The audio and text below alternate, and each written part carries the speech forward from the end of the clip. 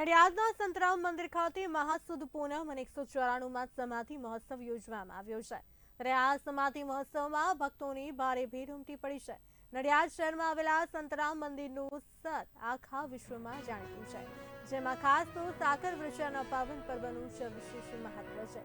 ત્યારે 1994માં સમાધિ મહોત્સવ નિમિત્તે વિદેશથી પણ હજારોની સંખ્યામાં શ્રદ્ધાળુઓ નડિયાદ આવી પહોંચ્યા છે, જેઓ સાકર વર્ષા અને મહાઆરતીમાં ભાગ લેશે।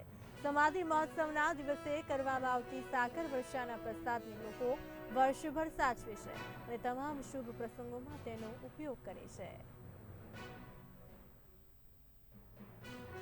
સંતરામ મહારાજના 194માં સાકર વર્ષાના મહોત્સવ નિમિત્તે આજે સાકર વર્ષાનો જે ઉત્સવનું આયોજન કરવામાં આવેલ છે સંતરામ મંદિર દ્વારા, જેમાં આશરે 1.5 લાખથી 2 લાખ દર્શનાર્થીઓ સાંજના 6 વાગે સાકર વર્ષાના ઉત્સવનો લાભ લેશે। આટલી જનમેદની ખૂબ સરળતાથી દર્શન કરી શકે, ટ્રાફિક અને લો એન્ડ ઓર્ડરની પરિસ્થિતિ જળવાય તે સારું પોલીસનું આગોતરા આયોજન કરવામાં આવ્યું છે।